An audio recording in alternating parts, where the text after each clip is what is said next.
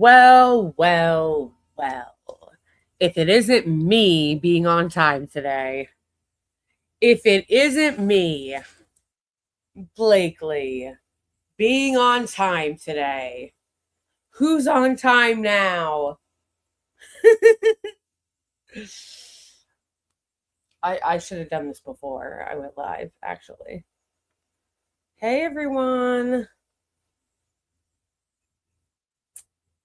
Hey, everyone. How's it going?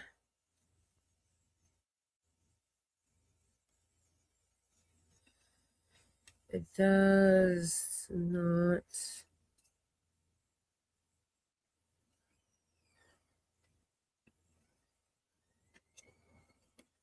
Yes, happy Sunday, everybody. This is election eve Sunday, everybody, because the election is in fact on Tuesday. So that is coming up, my friends. And there are a lot of people on the ballot. Okay.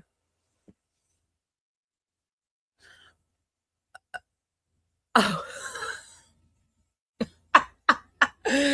That's hilarious. That's hilarious. I saw like one tweet. I didn't realize it was like a whole thing, but that is kind of funny. That is kind of funny. Leopard eating your face now. I mean, honestly, I am a little surprised that he endorsed him because that guy straight up Islamophobic. Like that guy straight up always antagonizing Muslims, antagonizing Arabs. Ooh, I don't know what I just did. So honestly, I'm kind of low key surprised that that he endorsed him. I did see this one from this woman, this like Paige Shill, and she wrote some shit like, I mean, I'm not as familiar with her as I am with some of the other ones, but I saw this Paige Shill and she's like, of course I endorse Abdul El Sayed. We're not the same. I was like, calm down. You're literally paid. Like, you're literally paid to do propaganda for the Democratic Party. You literally went to some fucking cringe ass like white woman's rip off sale where they were selling these like the chorus creators or whatever. I think this woman's a chorus creator. I think. I could be wrong about that, but I'm pretty sure she is. But I forget her name, honestly. Jessica Houston. I forget. But it was something to the effect of like, they're selling these unbearable shirts where they're literally ripping off sayings from activists and then putting on the shirts and like charging like $300 for them. The course creator shills, the Zionist course creator shills. And so oh, she's not? Okay. All right. Somebody just said she's not a part of it. I thought she was. Because she was at the course creator event. There was like an embarrassing course creator event where they were promoting those shirts. It was so embarrassing. The whole thing was so embarrassing. And it was like they were trying to raise money for themselves. And I was like, okay, I guess that's good that you're at least trying to like raise money. Like outside, at least it's not, at least people in this case know where the money is coming from, as opposed like being crowdfunded, as opposed to just like the usual dark money anti-left billionaires you guys get your money from. But it was just so embarrassing that I'm like, bro, you take all that money and you're doing a cringe campaign like that, and then you're being like, we're not the same. Oh, indeed, we're not the same. You're literally paid. And not only are you literally paid, you're paid by some of the worst anti-left Zionists, like Brian Tyler Cohen and David A. Pacman. Be serious. Be serious.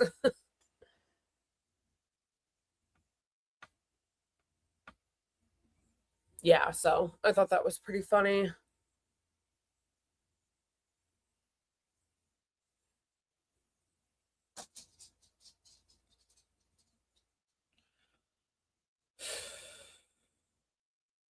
Well, I didn't see all of it, everything. I just saw like one or two tweets, but I wasn't surprised.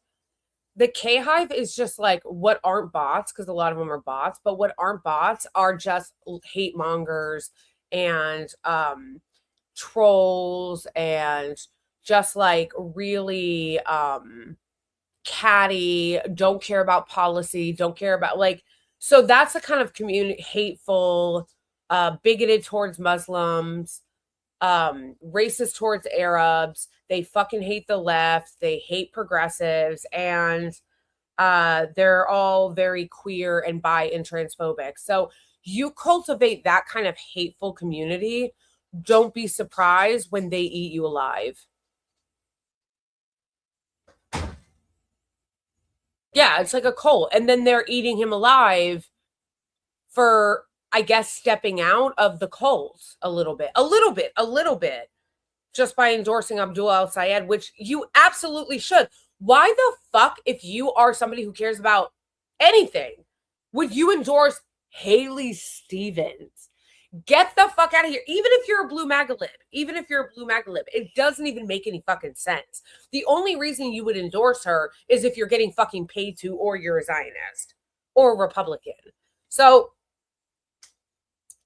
of course he should have endorsed her, but it says a lot about the kind of community that he's cultivated, that K-Hive is, that the chorus creators have cultivated, that was their response, and they are eating him the fuck up over it. Like, it's crazy.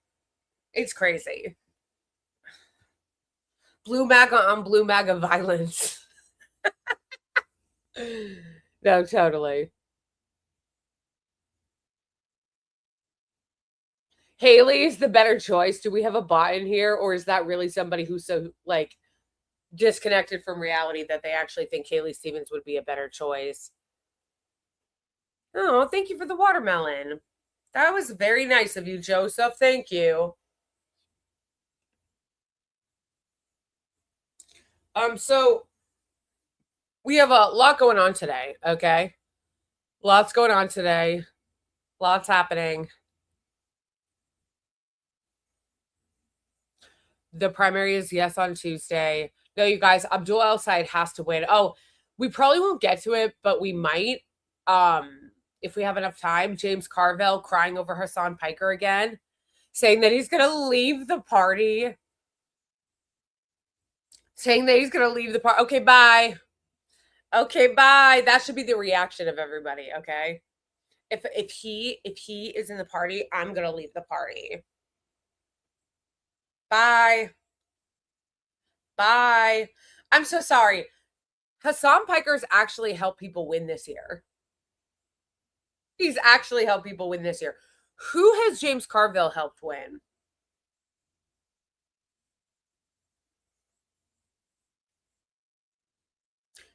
Not counting the 90s. You can't go all the way back to 1992, okay?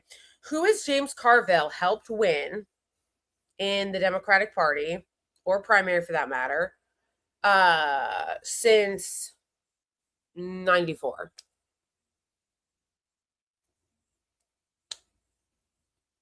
Okay. That's what I thought. So any hoodle, he should fuck off, okay? Nobody gives a fuck. Literally, nobody gives a fuck. Don't let the door hit you on your dumb ass on the way out, bro. Literally, nobody cares. So there's that. And then what else? We could watch that later. And then also, oh, happy birthday to me. Happy anniversary to me. It's not my birthday, it's my anniversary. 2 years of quitting smoking. I'm very proud of myself. Very proud of myself. I made a video about it. I posted it yesterday, so I don't need to recap everything, but the TLDL on it was that I smoked for a very, very long time. A very, very, very long time. Okay. And I never thought I was going to be able to quit. And I did quit, and I didn't announce it on my year anniversary, which is when most people do, because I didn't trust myself and I was afraid that I wasn't going to follow through with it, or that I was going to relapse. I just didn't feel strong enough yet in my like resolve and like my like whatever strength, because I love smoking so much, and I smoked for 18 years. But I made it to 2. So congratulations to me. Was quitting smoking the hardest out of all of the habits? No, actually, most people say that, But I don't know if anything has ever been harder for me than it was to quit drinking, to get sober.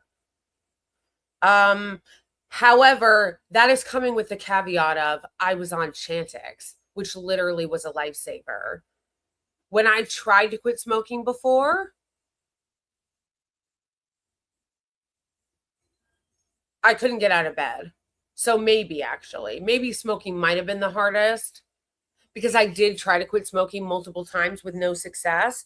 And literally, I could not get out of bed when I was trying to quit smoking on my own. So maybe you could say it was like the hardest. It was when I tried on my own to quit smoking, it was like impossible. It was so hard. I was so depressed. However, Chantix was life-changing. Like, it was a lifesaver. Like, it made it so that it was so, I don't want to say easy to quit smoking, but it wasn't unbearable. It wasn't unbearable the way that it was unbearable when I tried to quit smoking on my own. But I still don't know if I could say that it was harder than quitting drinking, because quitting drinking was torture, actually. No, it was horrible. It was horrible.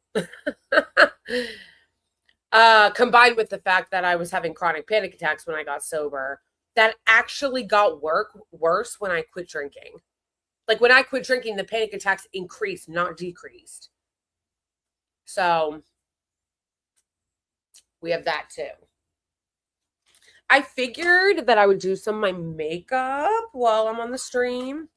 I thought that would be cute and fun. We could keep it cute and fun. No, I'm kidding. I'm just gonna do it just because later. Yes, but I will say that quitting smoking, especially when I didn't have the assistance of Chantix, was incredibly impossible for me. Some people quit smoking cold turkey. I don't know how they did it. I tried to do that. It didn't work. I tried I'm just going to do it gradually. It didn't work. And it was really hard because, like I said in the video, smoking was so much a part of who I was. And my life completely revolved around it, just like drinking.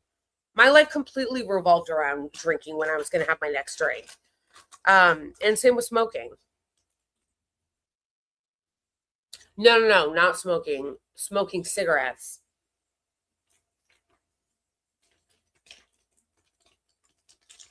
That's how little people smoke nowadays. People smoke so little, cigarettes little, that they don't realize you're talking about cigarettes when you say smoking. So I have to clarify that I am talking about cigarettes.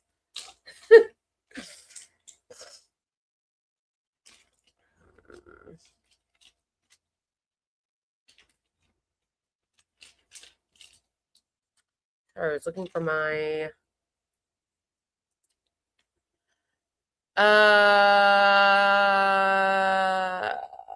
forgot. Yeah, there was like a couple things that I forgot to add yesterday in the video, but like one of them was the only other time that I quit smoking, and I did have to quit cold turkey because I didn't have a choice, was when I was in rehab.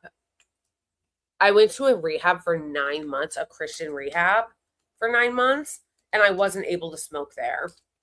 That was horrible. That was so hard.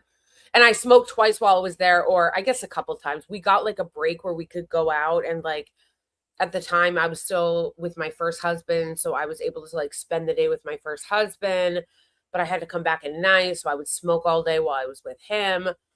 And then when I got to go back home for a break, I smoked then. So I did smoke periodically throughout the 9 months. It wasn't like, but for the most part, I wasn't able to. That sucked. And then, of course, the second I got to the airport, because I went to rehab in St. Louis, not literally in St. Louis. It was in this place called Fenton, Missouri, like outside of St. Louis. But the second I got on the plane to go home, I was smoking again, literally.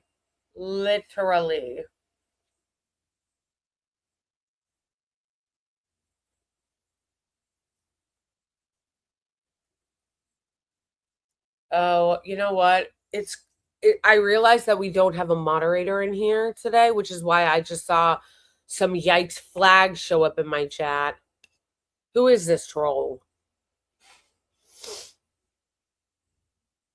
Christian rehab sounds like torture.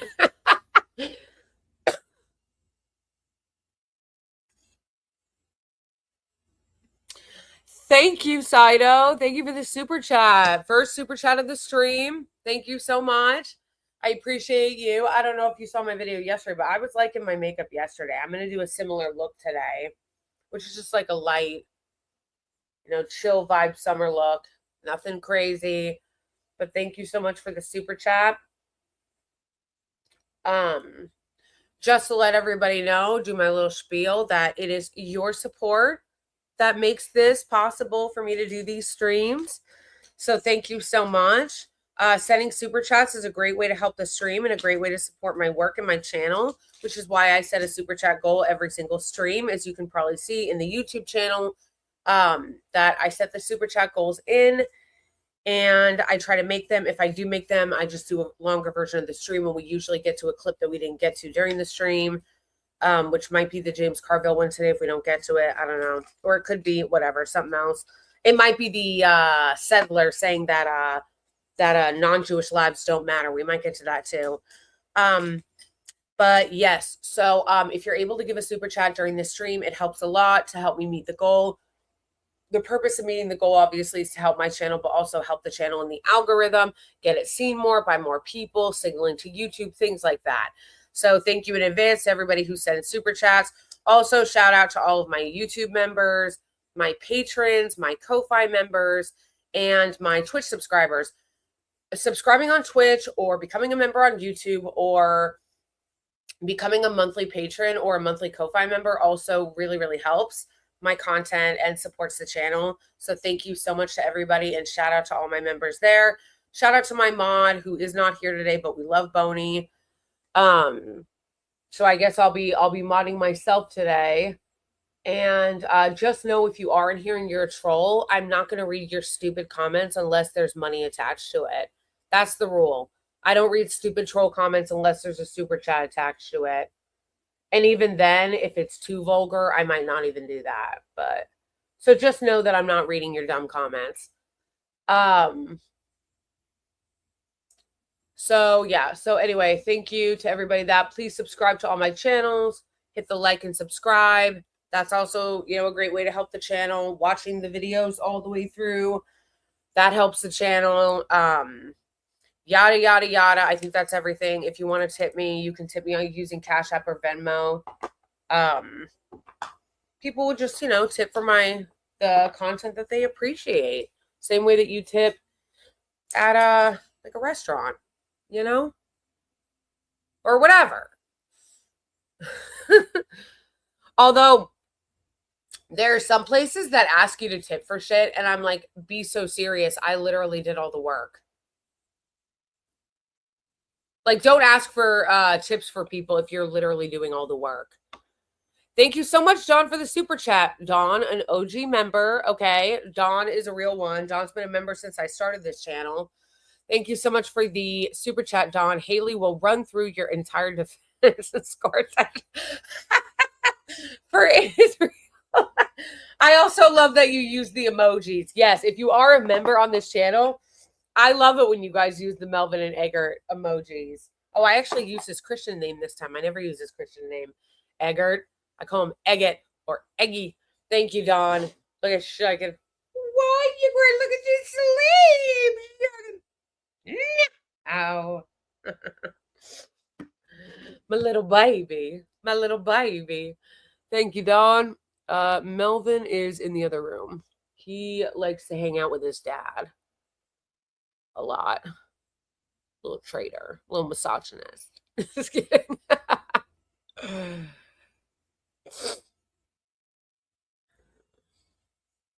Thank you, Whitney, for the super chat. Keep up the good work, kid. I can't imagine rehab without. I know.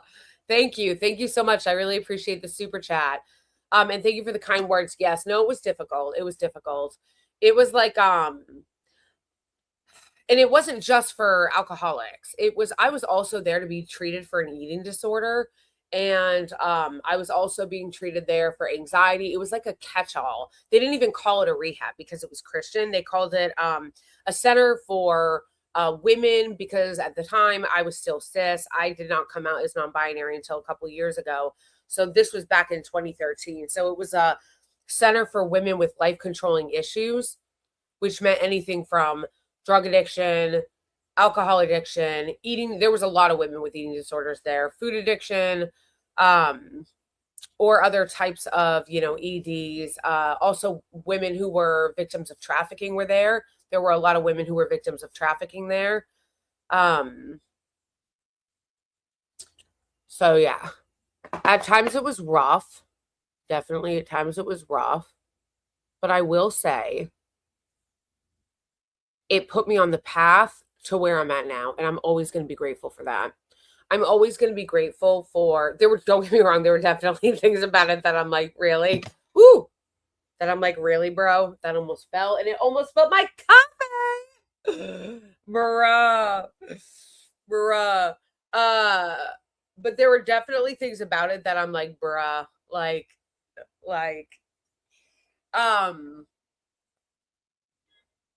but I will always be grateful for the path that it put me on. That it was what put me on the path. It was what made me open to being on medication, ironically, because a lot of Christians are against medication, but it was what made me be open to it when I had been so opposed to it before. And I fought them tooth and nail. Like, I literally fought them the whole time when they were trying to get me to get on medication. I kept being like, no, no, no. I have to get healed. I have to get healed. And it wasn't until I almost got kicked out for breaking the rules. And then they were like, you have to get on medication. And I finally agreed because I don't want to get kicked out. I did not want to get kicked out. So I agreed to get on medication. So it put me on the path to that. And it also put me on the path to sobriety. Because before that, I was so unwilling to go to any other form of treatment. I was unwilling to go to 12-step. I was unwilling to do anything because I kept thinking that I needed to be healed and pray it away. It wasn't until I went there and then it didn't work to fix my alcoholism. And I relapsed as soon as I left, and I continued to struggle and drink for over a year and a half, that I finally was open to trying something else. So had I not gone to that place, I wouldn't have been open to finding other ways of treatment, if that makes sense. So I'm always going to be grateful for that too. And it did help me in ways, So I might need to heat this up.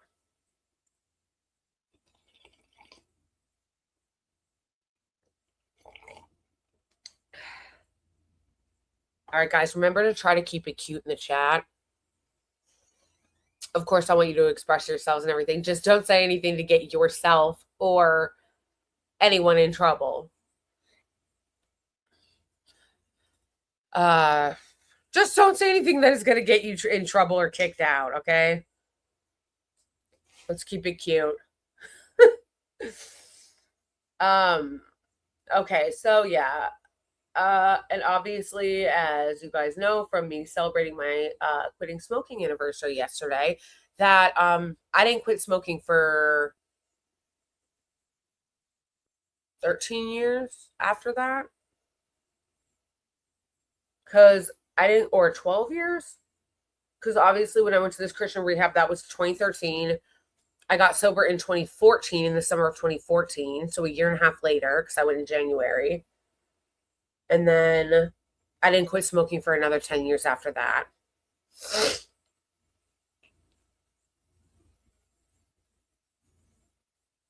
That's the other thing that I'm always going to be grateful for the Christian rehab that I went to. And I should mention that it was free. That was a big one. I didn't have any money. I didn't have any family. And by that, I mean, of course, I have my sisters, but you guys know that, that's my family. I didn't have extended family.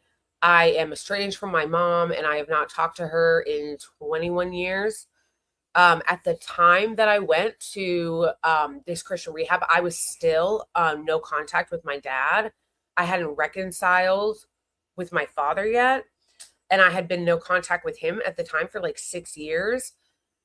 I had nothing. I would have been so fucked.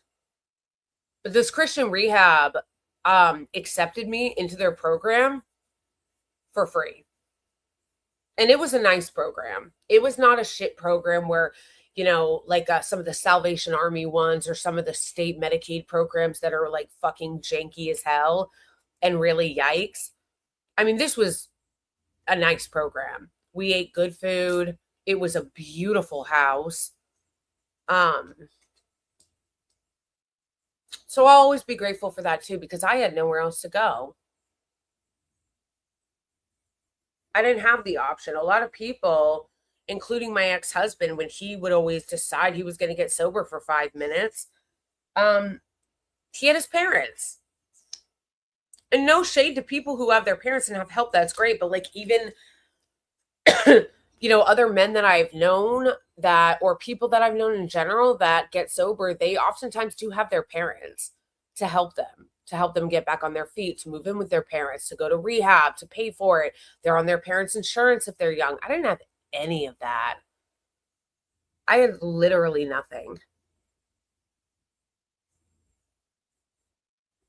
My sisters, like I said, were really supportive, but that's the only family I have. And there wasn't much they could do because none of them were living in New York at the time. At the time that this happened and I went, I was the only one of my sisters who was living in New York. I still am the only one of my sisters living in New York. One of my sisters still lives in Colorado. She never left Colorado. And then my other sisters all live in Massachusetts. There wasn't anything they could do, you know, except for they did help me because they took my dog that ended up getting stolen. I've told you guys about. That was incredibly traumatizing. My dog who ended up getting stolen by this ugly fuck, this ugly fucking piece of shit.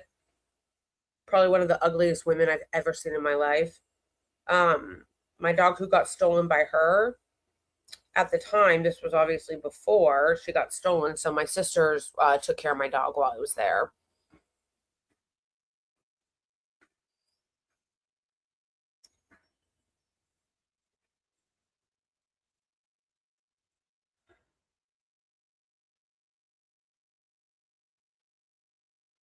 I still even hate thinking about that.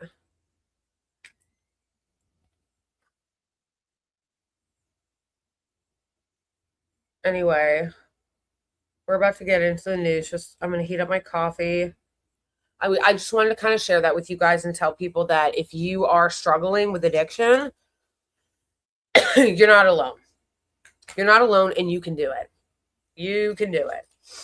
If you are struggling with smoking, if you are struggling with any addiction, there is hope. There is help somewhere, depending on, you know, how you choose to go about getting clean and sober, how you plan on quitting smoking. Even in New York, you know, New York, if you contact the city, they'll give you free patches. And patches work for some people. They didn't work for me, but they do work for some people. So like, if you're trying to quit smoking, there are avenues like that, you know? So just know that there's hope and you're not alone. And I believe in you. If you are trying to get clean, trying to get sober, trying to quit smoking. Whoa! Did I do that? Oh my gosh, I sound like Urkel. Did I do that? I put a heart. Did you guys see that? Did that show up for you too?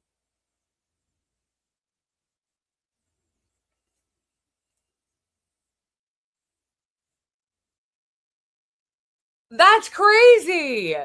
Does that show up for you guys? Can you see it? That's wild. I like did a heart thing and little hearts appeared. That's cute. But anyway, yes. So just know that if you're struggling, if I can do it, you can do it. I promise you, if I can do it, you can do it. So I'm going to heat up my coffee and then we are going to I'm aura maxing. And then we're going to get into the news and what we're going to talk about probably for a large part of the stream. We are going to talk about the Senate a little bit too. The race is on Tuesday. And there is, by the way, August 4th is a major primary day. Please, anybody who is in here watching this right now, check your state's primary and see who is running in your state if you don't already know. Because there are a lot of people running in primaries. And speaking of Missouri, so is Cori Bush. Gotta vote for Cori Bush if you live in Missouri 1.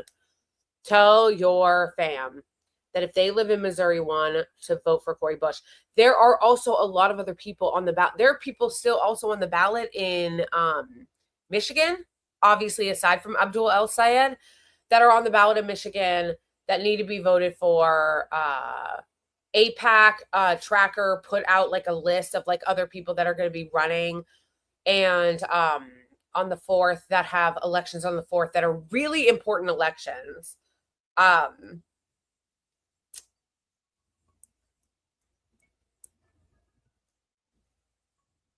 don't know why my phone is ringing like this. Okay. So yeah, we're going to go over that too before the end of the stream, that a lot of people are going to be, what do you call it? There's going to be a lot of races on the ballot, right? There's going to be a lot of races on the ballot tomorrow or Tuesday. So we got to make sure that we're going over that, and that, again, like the Senate race is the most important that is on Tuesday. However, there are other races that are very important on Tuesday, including Cori Bush's race, that we need to go over so that people know, and that you should absolutely check your state's website right now and be like, who is running? Now, I'd imagine that if you're in my chat right now, you're already very politically engaged and you know who's running in your house district. But just in case anybody comes across this stream and doesn't know that maybe somebody's running in their house district, be sure to check, and we'll go over some of the people that are running on Tuesday, that are going to have primaries on Tuesday, that are very, very, very, very, very important. Okay? Okay. So let me heat this up, and then again, oh yeah, we're going to talk about the end. But first, as you guys can maybe tell by the thumbnail that I put up, we are going to be condemning the interview that Melat Kiros did with Margaret Hoover on, I think it's Firing Line. It was low-key reminiscent of the AOC interview that she did with her years ago, but actually so much worse, because in the AOC one, AOC called it an occupation and basically seemed a little overwhelmed and jumped by the question. Melat Kiros is incredibly educated about the subject, is incredibly educated on what is happening in Gaza and in Palestine. We're obviously over 3 years into a genocide, and she used Palestine as a part of her campaign. So her answer is so much worse. So much worse. Total disaster. Total fucking throwing Palestinians under the bus. Totally unacceptable. A lot of people are making excuses for it. There is no excuse for it.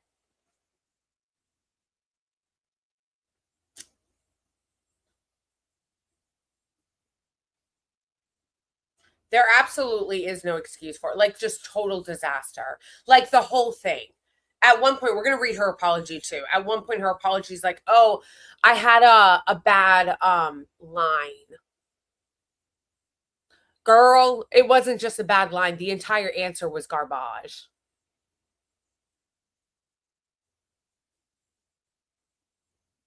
Like, the whole answer. It was total disaster. So we're going to get into that.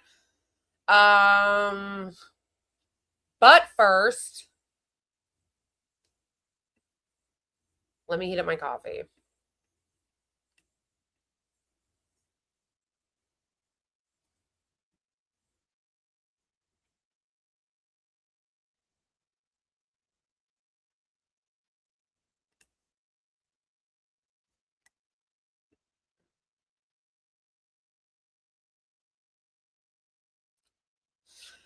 Also, I don't even believe this, saying that Mike Rogers is leading in the polls. I don't even believe this.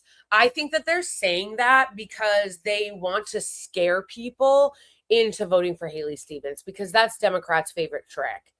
It's a trick they've used for a really long time. It's how they have gotten corporatists elected over progressives for years. That's how they've done it, by being like, progressives can't win. What, do you want a Republican to win? Do you want a Republican to win?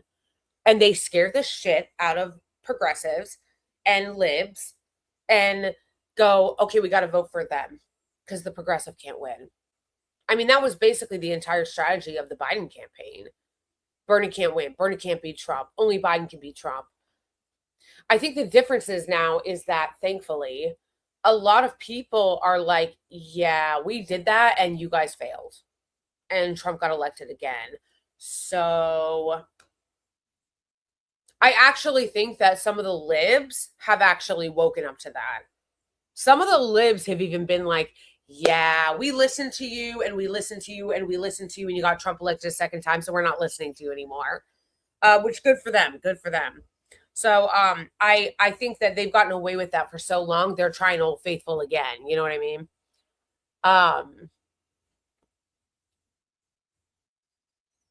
Okay, so again, I'm gonna go heat up my coffee. I'm gonna leave the dog cam on while I go heat it up. Please make sure, if you already have it, to like and subscribe and share the stream with somebody you know. It would be really great if you shared it with somebody in Michigan or shared it with somebody in somebody that you know needs to vote or doesn't vote or isn't politically engaged. BRB.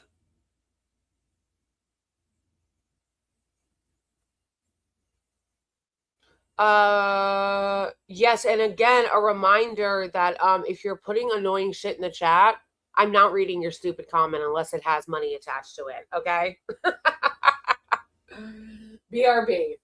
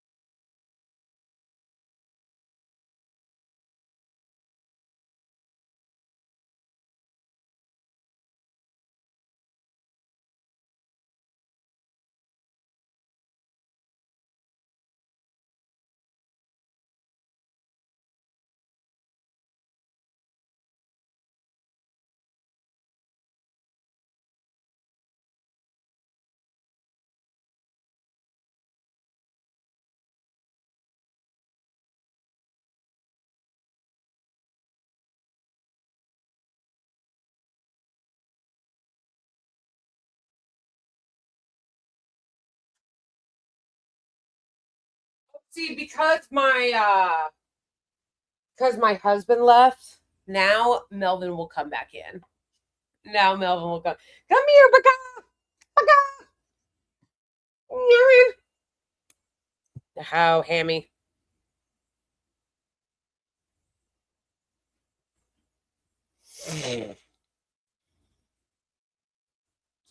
Oh, somebody said you can just watch the stream at 1.5 speed.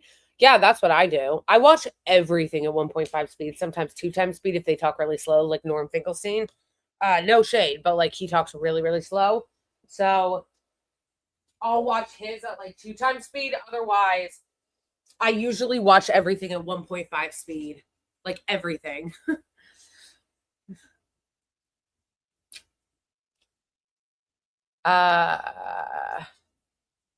Somebody said, don't let the Zionists divide us.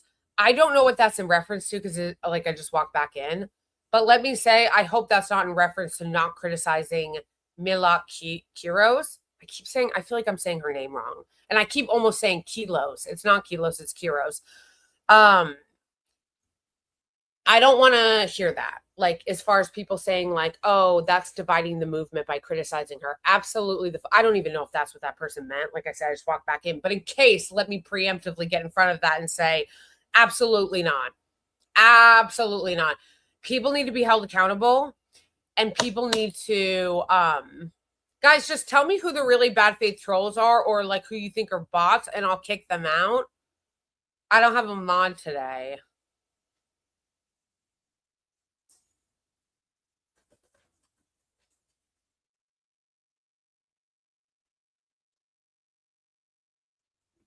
Oh, you were saying just ignore the bots. That's what you were in reference to.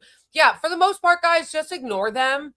But if there is somebody specific that is either a bot or somebody that's like being really nasty or something, just like give me their name or whatever, and then I'll ban them.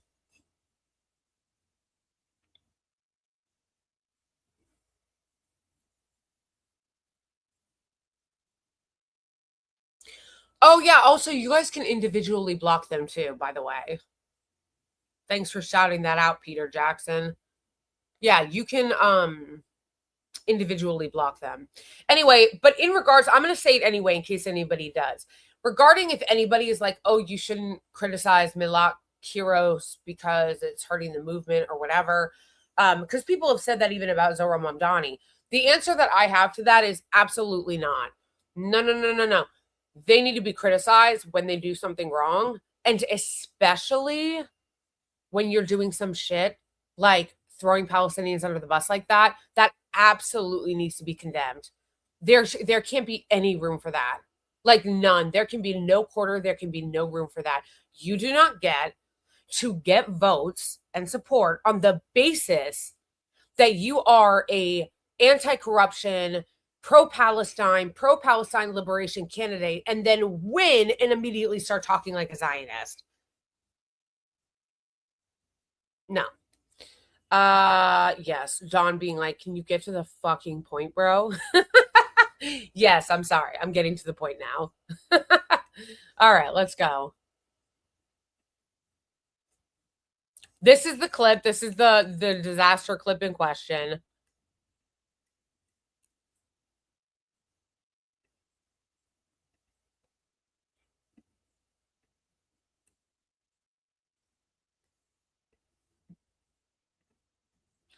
All right.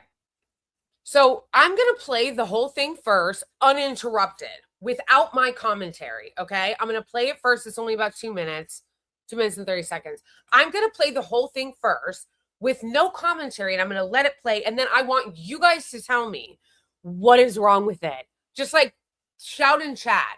Put in chat just like some things you noticed that are wrong with her answer. Red flag, so to speak. Perspectives or if you did. Not even just red flags, just like shit answers.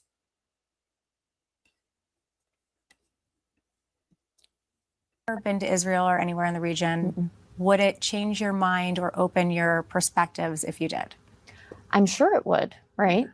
Part of the Actually, I lied. I said I wasn't gonna do it. Pause it and I do something crazy to it.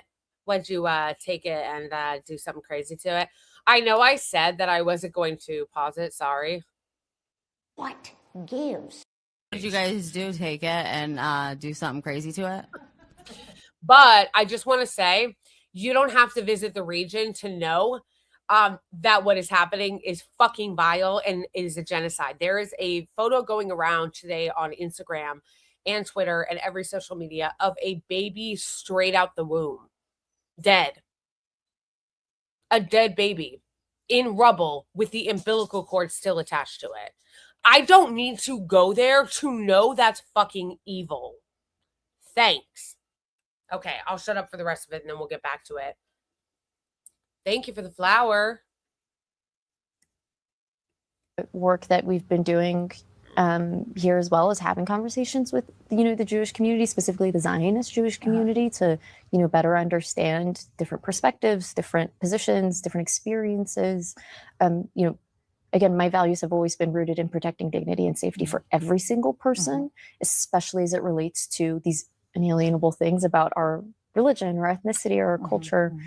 And my greatest concern right now is that the state of Israel is losing support all across the political spectrum here in the US. And I believe that Why does that concern you? I think we're leaving a vacuum on the left and the progressive wing to speak to this criticism in a way that is in line with our values, to where people like Tucker Carlson and Candace Owens, who are raging anti-Semites and white supremacists and Christian nationalists, are pretending to care about Palestinian safety when really it's just masking their overt hatred for Jewish people. You're singing my song.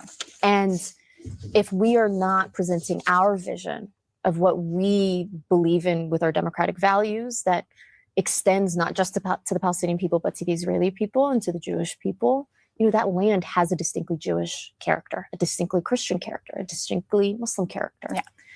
It's a land that has seen bloodshed for centuries. And we, I think, are doing a disservice to the people of that region by not offering our progressive vision in a way that isn't immediately swatted down as, you know, bigoted or anti-Semitic. And that's going to require a lot of conversations, a lot of hard conversations. There will be things that we learn, things that there will be missteps and mistakes made. But as long as we're continuing that conversation, we are at the very least presenting an actual vision in line with our values that can combat and hopefully silence a lot of the anti-Semitism that's coming from the right, because we're leaving that vacuum wide open right now if we are afraid to have these conversations. One of the things Who's afraid to have the can I tell you guys how difficult it was to actually shut up the entire time?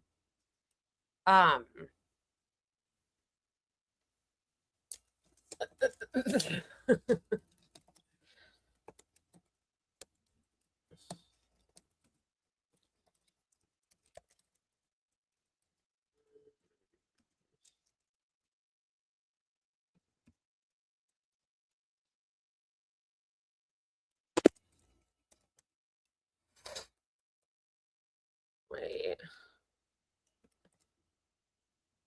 Rah.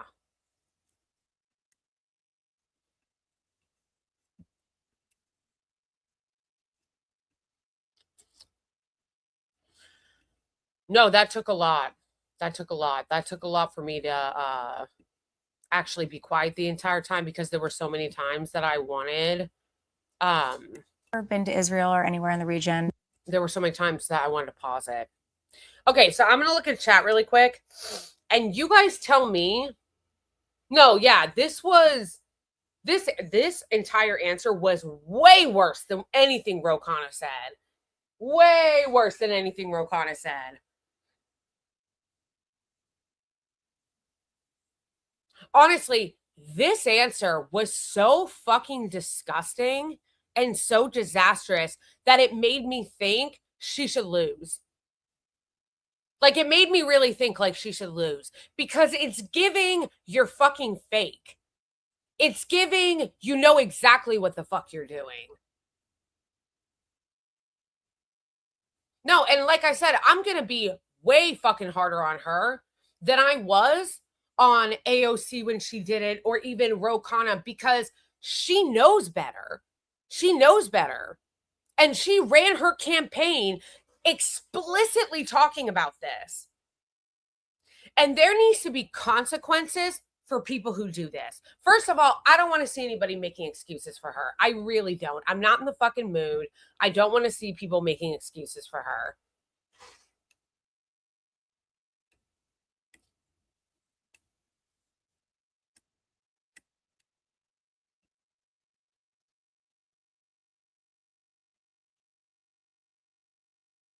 This was so Fetterwoman. It's unfucking believable. Like, it was so unbelievable. It was so it really was giving John Fetterman, but actually but you know what? It's actually worse than John Fetterman because John Fetterman actually ran on being pro-Israel. I just didn't notice it at the time, if that makes sense. Because at the time, October 7th had not happened yet, and I didn't really know anything. Like, genuinely, I really did not know anything about Israel, Palestine, the occupation, of the Palestinians. I really didn't know anything about it. So I did not catch on to what is the word that I'm looking for? I did not catch on to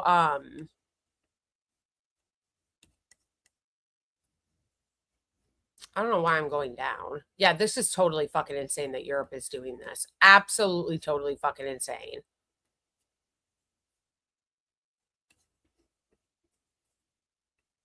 Okay, let me, sorry, make that clear. The reason why it is so much worse, like I said, with her than it was John Fetterman is because of the fact that John Fetterman actually ran being pro-Israel. He actually did like a paper for them. It was pretty open about it. I just didn't really notice at the time because I was not plugged into what was happening in Gaza or Palestine in general. So that's why I didn't notice. It is actually so much worse with her.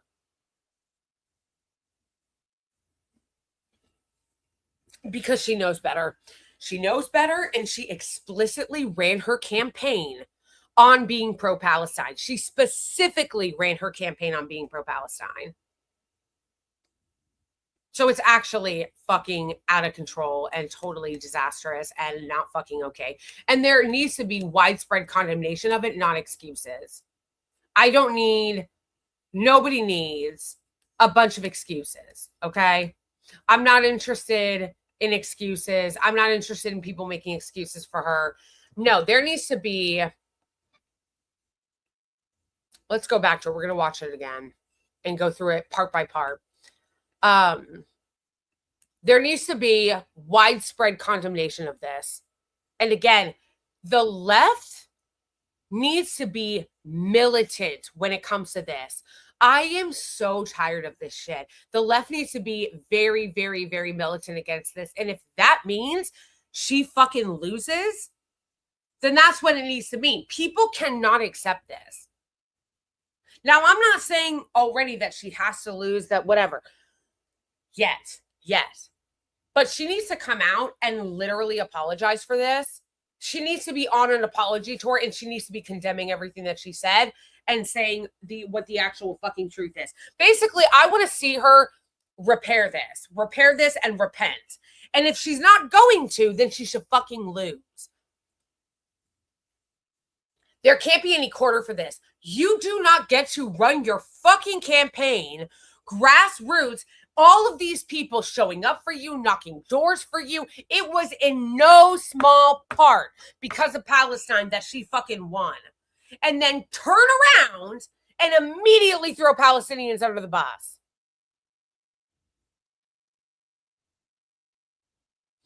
Let's watch it again, and we're going to go through it piece by piece and why it's garbage. Because I know that there might be a couple people and that are probably good faith that are like, what's wrong with it? What's wrong with it? She's just talking about anti-Semitism. I'm going to tell you exactly what's wrong with it. And again, as I tell you what's wrong with it, I want you to keep in mind that this woman is incredibly educated on the subject. She's not some rando that doesn't really know Israel-Palestine, and so she got caught, and, you know, the cat got her tongue, and she couldn't think on her feet, and blah. No. This woman not only is incredibly educated about what's happening in Palestine, she lost her job for standing up for Palestinian human rights during the beginning of the genocide and ran her campaign in no small part on that.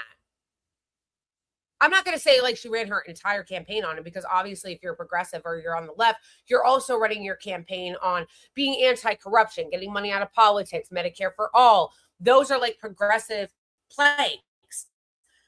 But it was in no small part because of her position on Palestine.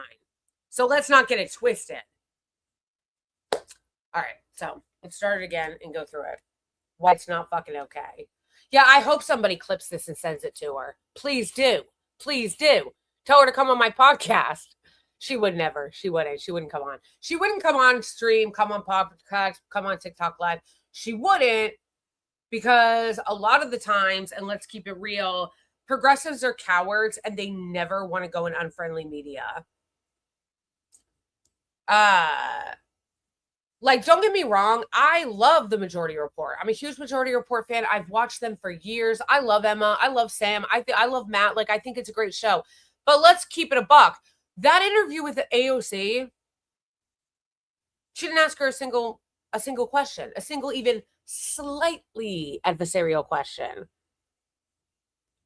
And that's the only reason why AOC went on, because she knew she wasn't going to get any adversarial questions. That's not to say that like you have to be a dick every time you interview someone. I'm not saying that. I'm not saying that. You don't have to be a dick every time you interview someone. Sometimes if you really agree with somebody's positions, it's okay to interview them and be excited about asking them certain questions because you agree with their positions. That's not what I'm saying. That's fine. But like what I am saying is progressives like AOC don't go on media that they think are going to even ask them an even slightly adversarial question. And again, I'm not saying be a dick. I'm not saying Emma should have gone in there and been like, listen, you fucking sellout Zionist little mini Nancy Pelosi. Like, I'm not saying that. But like, a little adversarial questioning, something, a follow-up. Like, so again, I doubt very seriously that Melat Kiros would go in any unfriendly media where somebody's actually going to challenge her and ask her that question. Like, even let's say she did an interview with me. I wouldn't be a total fucking bitch to her, you know? Like, but I would ask her these questions. For instance, what was that? What do you mean? Like, whatever. But somebody said they were going to clip it and send it to her. Go ahead. Go ahead. I hope she does see it. I hope she's embarrassed. She should fucking be embarrassed. This is infuriating. It's infuriating. And if you're not actually infuriated by this clip, it's because you're not paying attention. Or you're making excuses for her because you want to see her win. So you want to make excuses for her. That's not how we win, folks. You can't make excuses for shit like this. You can't make excuses for shit like this. And when it comes to the genocide in Gaza, there needs to be no quarter for this trash. Yes, trash. This was garbage. This was absolute unmitigated Zionist J Street garbage. And there needs to be no quarter for that on the left. I'm so serious. Especially at this late date. Especially at this late date. And especially given her education on the subject. All right. You've been doing. Ever been to Israel or anywhere in the region? Would it change your mind or open your perspectives if you did? I'm sure it would, right? Part of the work that we've been doing here as well is having conversations with, the Jewish community, specifically the Zionist Jewish community, to, better understand different perspectives, different positions, different experiences. The framing is already disastrous. The framing is already disastrous because she's like, absolutely. Like, did she get a fucking lobotomy? Did you get a fucking lobotomy before this interview? No, literally, sometimes I honestly wonder, do these people get elected and then get lobotomized or threatened as soon as they get in office?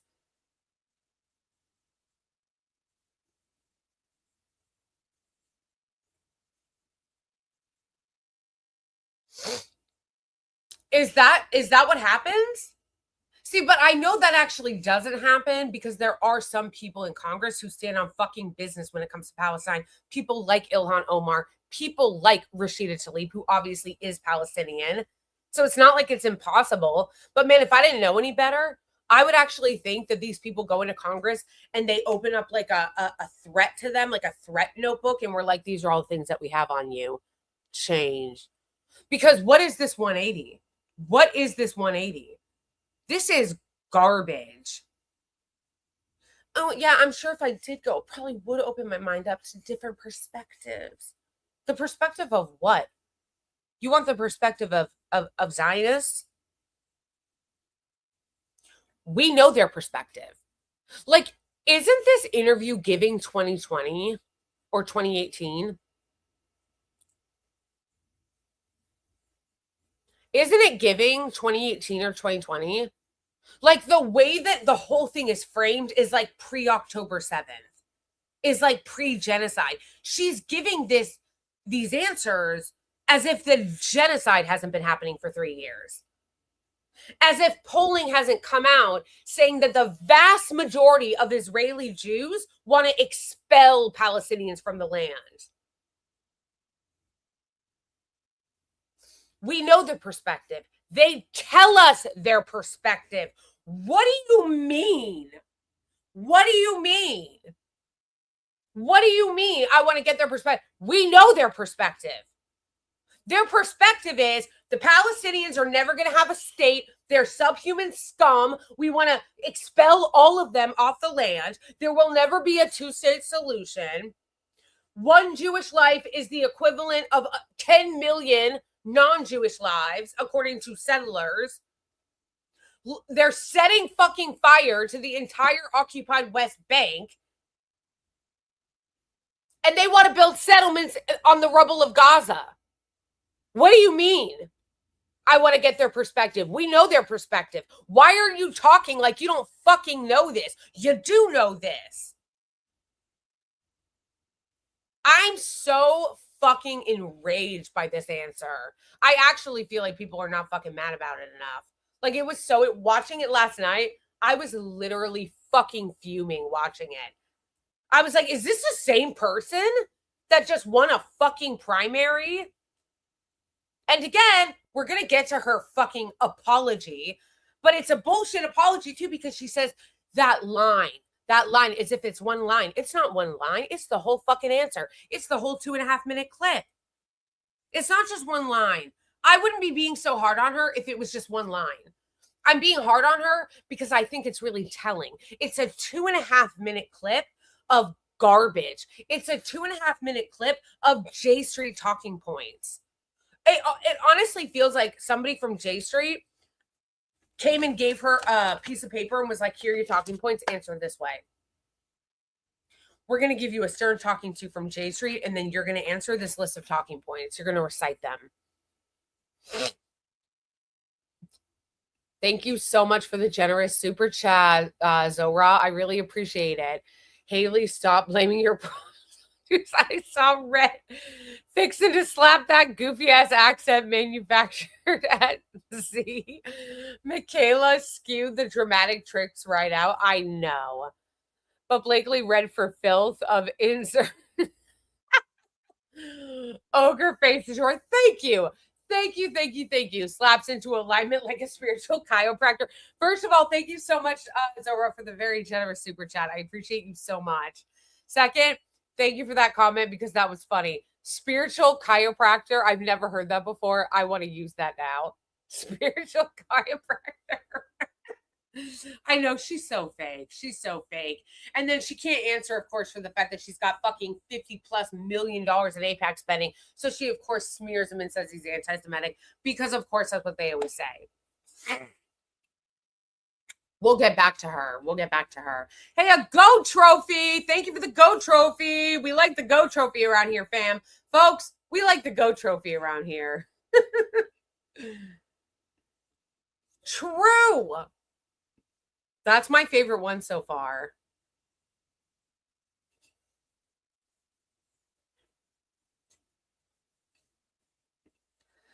You're honestly a really kind-hearted and brave creator whose work acts as a protective barrier, a force for impervious energy when folks really need it. That's so sweet.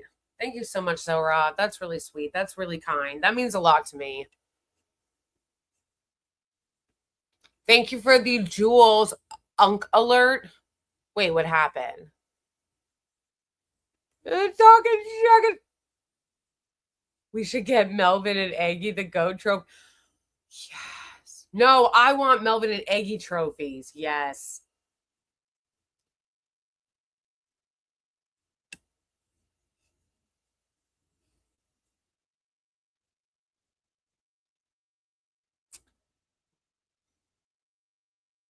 Yes.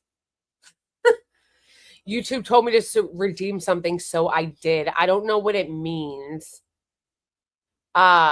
Keep podcasting, Queen. Thank you so much. Yes, I don't actually know what the jewels exactly are.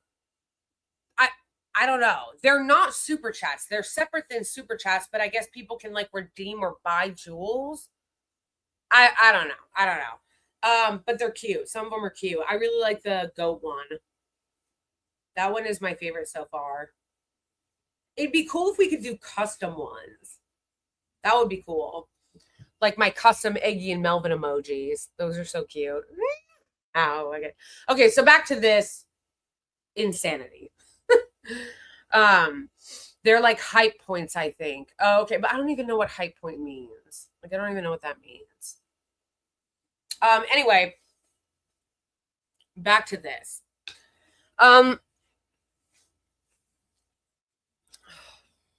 Where did I just last leave off? Oh, their perspectives. Yeah, as if we haven't heard their fucking perspective. Again, this energy is so 2019. We really need to hear the perspective of the design. No, we've heard it. We heard it. Oh, we heard it. We heard it. We know. We've heard it loud and clear. We don't need their perspectives anymore. We got it. They've made themselves quite clear. No, you know what it is too that I find so deplorable about her comments here is that she is giving legitimacy to the Zionist perspective. It is not a legitimate perspective. It is a racist, genocidal, hateful, anti-Palestinian, anti-Muslim, fucking insane ideology. That perspective is not a legitimate perspective. It's a perspective of hate. It's a perspective of ethnic cleansing. It's a perspective of genocide. We heard it. We reject it. That is why we are anti-Zionist. Do you understand? That is why we are anti-Zionist. We know the perspective. We reject it. One more time for the people in the back. We don't need to hear the Zionist perspective any more than we already have. We know it. We are anti-Zionist because we reject it. We reject that fucking hateful, genocidal, racist ideology. It is a racist, dehumanizing, genocidal, vicious ideology. No, actually, Melat, we don't need to hear the fucking perspective anymore. This is like being like, guys, how are we going to protect the feelings of the white Africans in apartheid South Africa who are kind of feeling a little bit anxious about being like a minority? How are we going to protect the perspective and the fifis of white Americans who are anxious about brown immigrants? A lot of white supremacists and white nationalists in America are very anxious about the browning of the country and immigrants coming in. How are we going to center their feelings? What about the white supremacists and the racists in our country and like the fact that they're upset about demographic changes? How are we going to make them feel better? Like, what about them? We need to be centering their perspectives. Like, it's actually so fucking disgusting. Absolutely unacceptable. Okay, so that's the first part, okay? Different perspectives, different positions, different experiences. You know, again, my values have always been rooted in protecting dignity and safety for every single person, especially as it relates to these inalienable things about our religion or ethnicity or our culture. And my greatest concern right now is even the way she's talking to me is so fucking cringe. Like, it's just so cringe the way she's talking. I'm just like so concerned about like these like inalienable issues. And like my biggest concern right now is like Israel's feelings.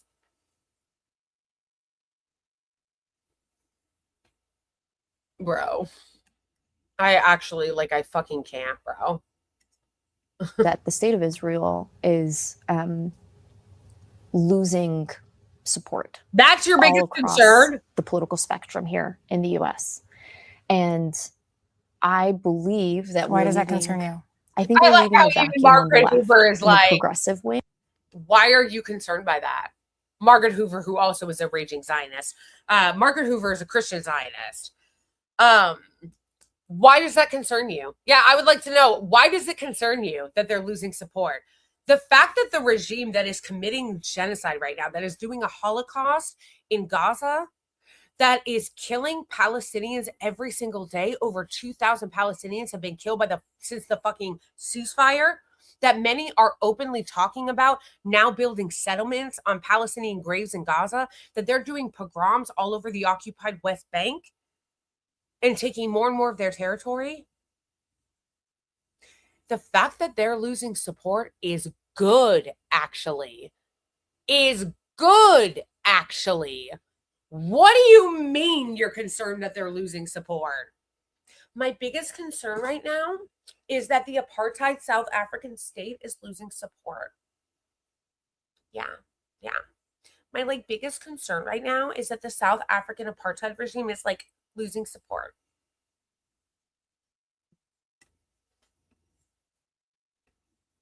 No, it's actually good that they're losing support. What do you mean? I literally can't.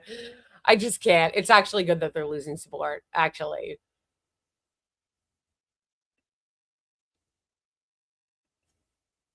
And it also is very telling and very fucking insane that she said that's her biggest concern. Not the apartheid, not the occupation, not the fact that the Israeli regime is bragging about the fact that they've taken over 75% of Gaza now and that they're going to take more, not the fact that they're talking actively about building settlements on Palestinian graves in Gaza, not the fact that there are pogroms all over the occupied West Bank happening right now, where Palestinians are getting killed in the occupied West Bank by terrorist settlers, and no one's doing anything about it. They're stealing their homes. They're setting their livestock on fire. They're killing their animals. That doesn't concern you. That's not your biggest concern. No, your biggest concern is that the apartheid regime is losing global support.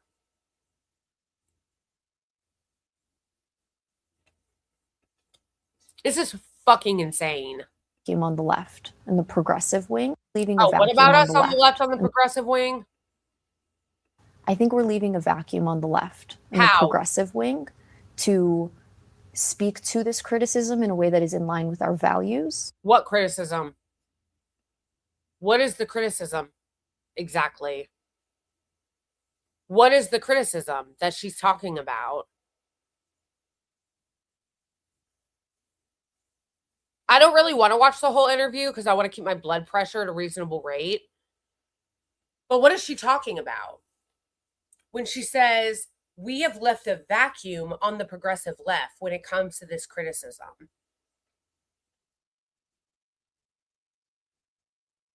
What do you mean? Because the progressive left has the right position. What do you mean? What do you mean? Does anybody know what she's talking about when she says that? I feel that we have left a vacuum on the progressive left when it comes to this issue. What is the vacuum that we have left? What does she mean? I get the part where she says there's a vacuum that's getting filled by real anti-Semites. There's a vacuum that's getting filled by anti-Semites and white supremacists like Tucker Carlson and Candace Owens, which, by the way, you just were talking about how you were concerned about the white supremacist state of Israel. So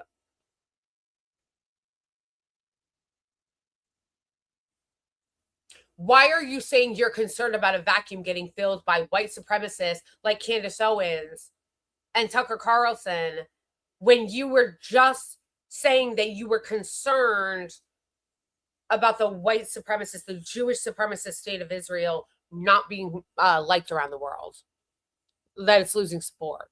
Which one is it? Which one is it?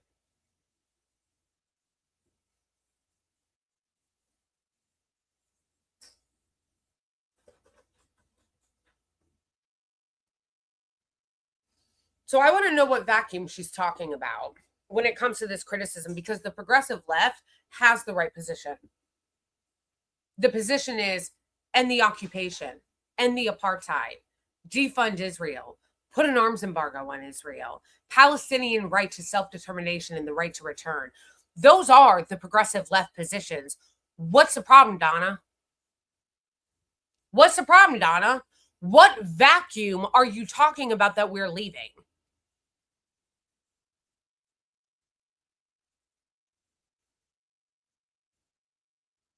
Because I know you're not talking about anti-Semitism, because the progressive left oppose anti-Semitism. That's why there are anti-Zionist Jews. That's why anti-Zionist Jews are always on the left.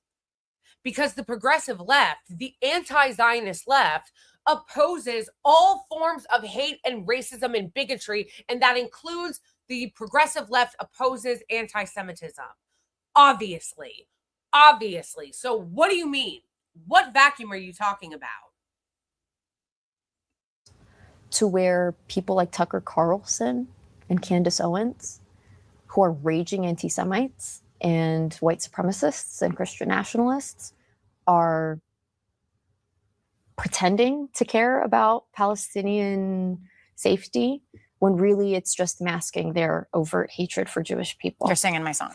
And You're singing my song. First of all, I feel like every time I've watched Tucker Carlson talk about the Israeli regime, he actually always prefaces it with, I love Israel. I've gone there so many times. It's my favorite place in the world. So, like, what are you even talking about? Like, he's not anti-Zionist. That's number one. That's number one. But number two, when she's like, you're singing my song, Margaret Hoover, again, is a raging Christian Zionist. She is a radical Zionist. So I don't know, Melat, maybe the fact that she's calling you, oh, you're singing my song, girl. I totally agree with you. That should raise a red flag. No, that should raise a red flag. Yeah, exactly. I don't even know what she's fucking talking about when it comes to Tucker Carlson, because Tucker Carlson is not actually an anti-Zionist. He's not. He criticizes Israel's government sometimes because that's where the public opinion is right now. And Tucker Carlson is a chameleon. And he goes where public opinion is. Tucker Carlson supports J.D. Vance, who is a raging, psychotic, deranged, delusional Zionist. So I don't know what you're talking about. He's not against Israel.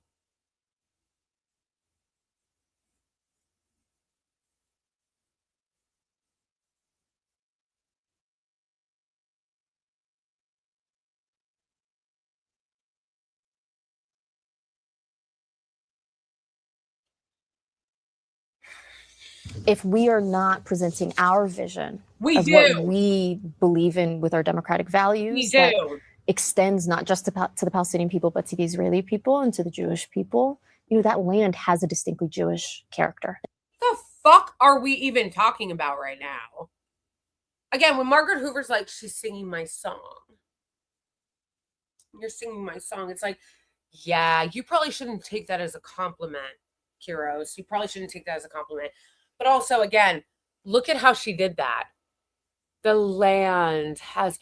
these are literally Zionist talking points, you guys. Like, actually straight up AIPAC talking points. These are actually AIPAC talking points. The land... oh, they just have so many ties to it. And again, she doesn't just say Jewish. You'll notice she said Israeli right before then. Yes, there are Jewish people who have always been in the land, just like there are always Palestinian people who have been on the land. There have always been Muslim people who have been on the land. In fact, a lot of the early Jews that were on that land later converted to Islam and are the descendants. But that's not what she did. If you guys saw that sleight of hand, right before then, she said Israeli.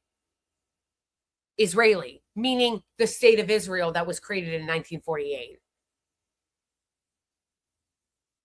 Now, we see you. We see you. And then again, she's doing the directly AIPAC talking point of, oh, well, they have ties to the land and it's really complicated. And there's been a lot of fighting for thousands of years. So it's just really complicated. No, watch. She does it right here. A distinctly Christian character, a distinctly Muslim character. Yeah. It's a land that has seen bloodshed for... Oh, see, that's why what she says there is so sus. Because it also, putting it in context, the context of what she says after and what she says before. I want you guys to like dissect this, okay? It's not just that she said it has a uniquely Christian, Jewish, and Muslim character. That is actually true and not problematic in and of itself. What makes it problematic is her statement right before and right after. The two statements she bookends them with. Because again, there have always been the land of that area, which changes over time, has always had Jews and Muslims and Christians. Muslims once Islam was created, Christians once Christianity was created. But the Palestinians are the descendants of that land, many of whom were Jewish, many of whom became Christian, many of whom became Muslim. So that's actually not the problem. Again, the problem is the way that she frames it. Frames it first by starting it with Israeli. So she's connecting the modern creation, modern nation state, UN created nation state of Israel to that statement. And then she ends it with, and it's just really complicated. Like there's been bloodshed for years, for thousands of years. That is what they do. That is how they muddy the waters, by being like, listen, both sides, who really knows? Christian, Muslim, Jew. It's been going on for thousands of years, framing it as a religious debate rather than the debate that it should be framed as the colonization by European settlers of Palestinian land since 1948 and even before that.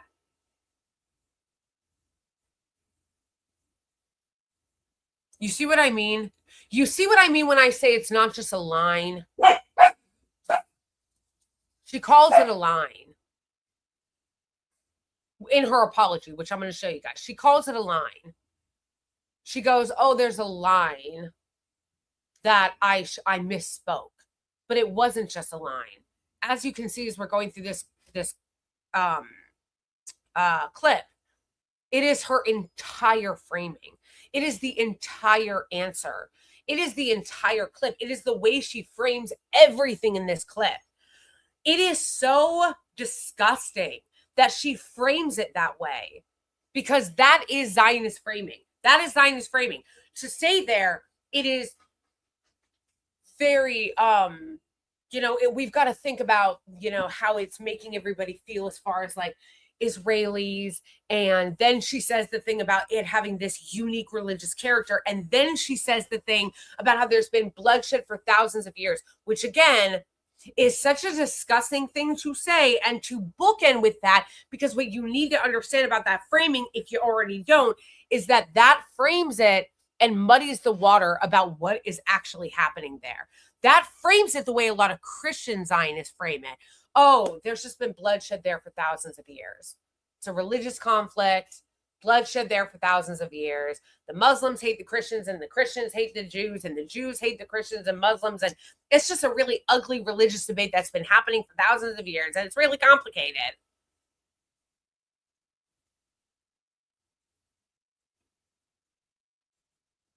No, it's not. And that's fucking crazy framing for a leftist to use. That is fucking crazy framing for somebody on the progressive left to use. What do you mean you're on the progressive left and you won as a fucking leftist? And you're talking like that and you're framing it like that.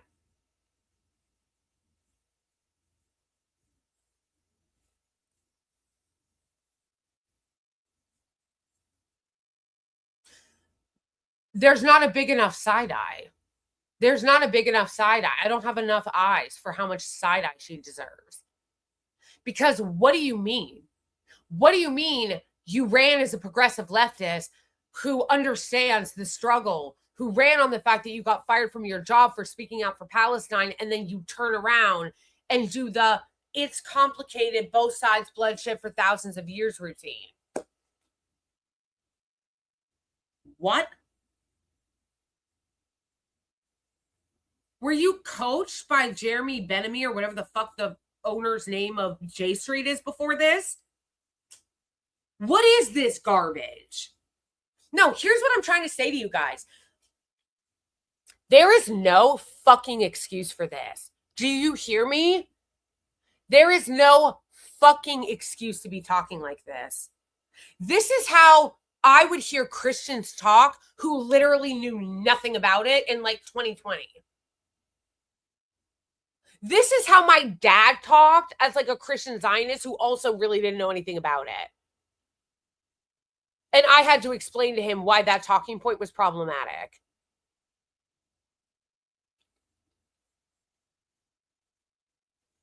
The fact that she would say something like this as a pro-Palestine, allegedly anti-Zionist progressive leftist who ran on Palestinian liberation? Absolutely the fuck not. Absolutely the fuck not. There is no excuse for that answer. Literally no excuse for that answer. That answer was trash. It is so fucking sus. It is so sus that you would say something like that in the year of our Lord 2026, 3 years into the genocide. Everything else I set aside. Everything else I set aside about how she's educated. She knows. She ran on this. She understands the occupation. She calls herself an anti-Zionist. And then you would turn around 3 years into the genocide, 3 years into the genocide, and say that? And say that?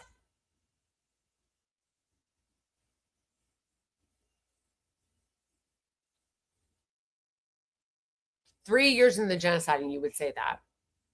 That you would frame it that way. It is not just about what people say, it's how they say it. Centuries.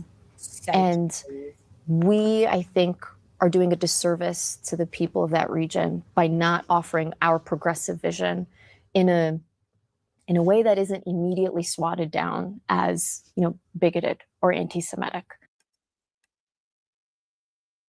What? We are. What? No. The left does. What do you mean? She just said we're doing a disservice by not offering our own vision that isn't swatted down as anti-Semitic. First of all, you know as well as anybody else who's been a part of this movement, they're going to call you anti-Semitic anyway. What do you mean? You know as well as everybody else.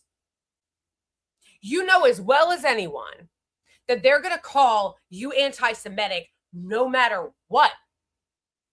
People who say they believe in a two-state solution still, liberal Zionists are still called anti-Semitic.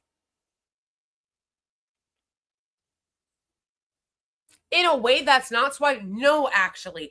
First of all, it is your job to change that framing. When she says, oh, we need to come up with a progressive vision that isn't just going to be swatted down as anti-Semitic. No, there is a progressive vision. And when people swat it down as anti-Semitic, you fight them. You fight them. You tell them, no, it's actually not anti-Semitic. It is pro-human. It is pro-human. It is anti-racist.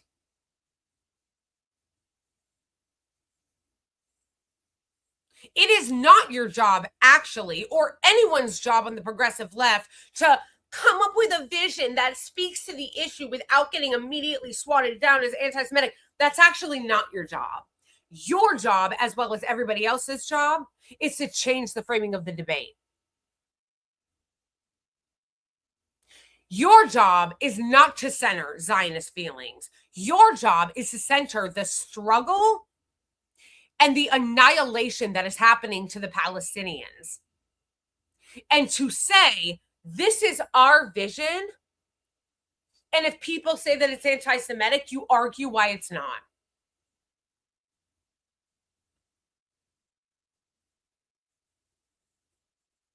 She doesn't say what her vision is in this clip.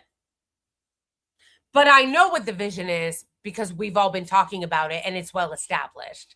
Again, if I need to say it again, the vision is free Palestine, okay? End the occupation, reparations to the Palestinians, right of return of the Palestinians,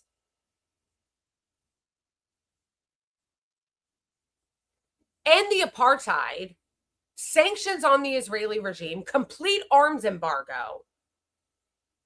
And when people say, oh, well, saying that you shouldn't be killing people in Gaza anymore and stealing what's left of their land is actually anti-Semitic, that's your fucking cue to come in and say, actually, it's not.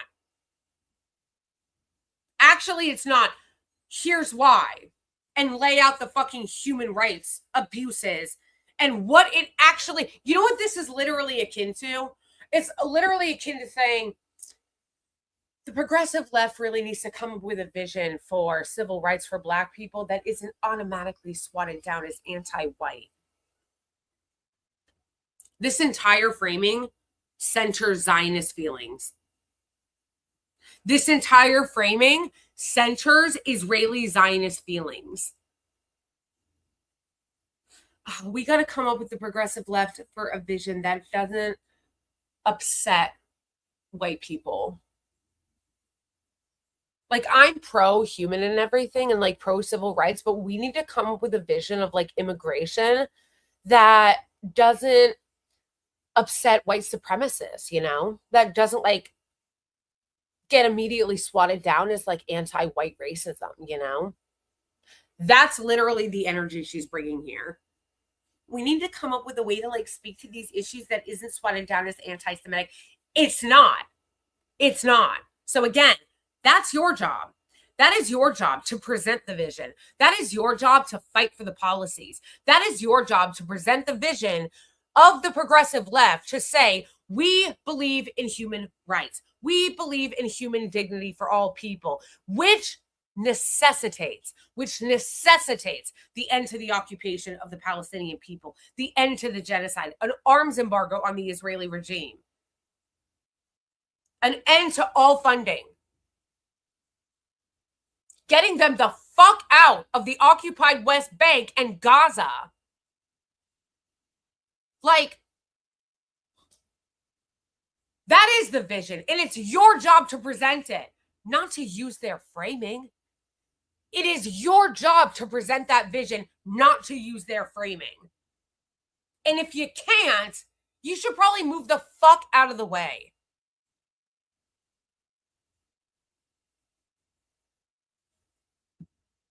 Thank you so much for the generous super chat, Zora.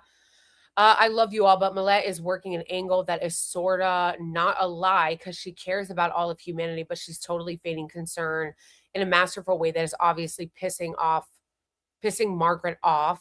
She saw AOC first interview and conducted with Hoover. Yeah, exactly. Thank you so much for the generous super chat, Zora. Yeah.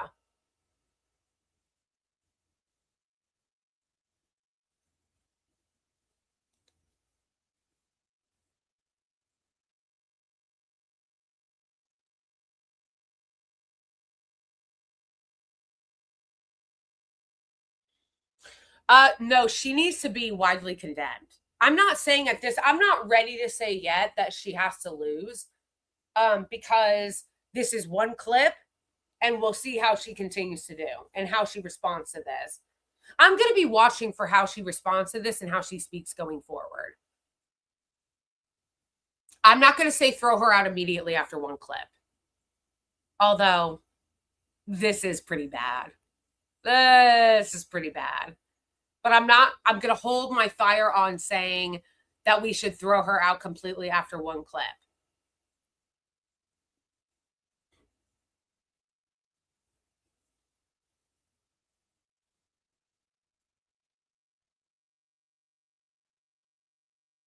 That's not how you sway them.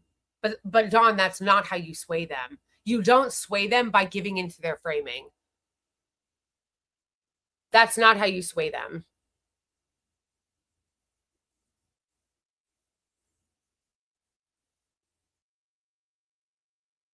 I understand. I am not an unreasonable man. I understand that you need to try to get people into your coalition, right? That you need to sway people. But there are certain things that are non-negotiables. We're not going to try to sway people like toward being more pro-immigrant by saying shit like, and I was thinking a lot about white supremacist feelings and like how we need to understand that it's really complicated. And a lot of white people are just really uncomfortable with all those like brown people coming in and taking their jobs.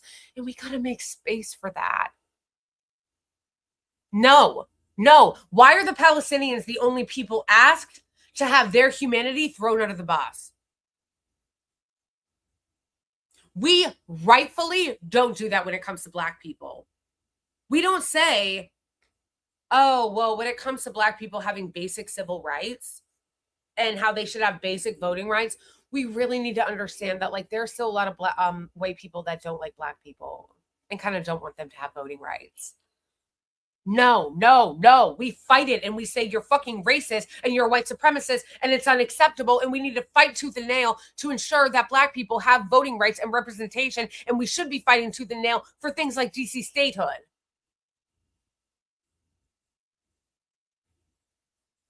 When we say Black people should have reparations, Black Americans should have reparations, and people say white people freak out and go, why? My people didn't own slaves. I mean, my immediate ancestors. It was like way back, or my ancestors never owned slaves. I'm from Slovenia or whatever the fuck. We don't go, that's right. It's understandable that you have a lot of white resentment. No, we make our case, you guys. We make our case. We don't give in. And again, we don't do this with immigration either. Palestinians are the only people that when it comes to their humanity, and they're the ones who are in an active genocide right now, we're like, okay, it's fine if we throw them under the bus because, you know, we need to politically, make Zionists feel comfortable. It's totally fine to throw Palestinians under the bus and their humanity because we need to make Jewish supremacists feel comfortable. No.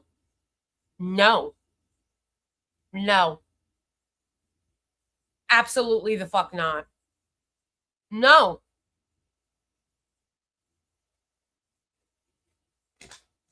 Palestinian humanity is not acceptable to throw them under the bus. Do you want to inspire people to come to your side? Yes. And it is actually the work of Jewish people first and foremost to be doing that work.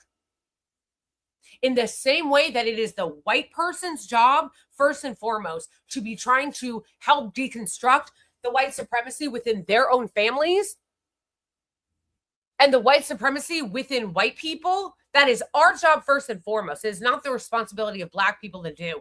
The same thing applies to Palestinians and Jewish people.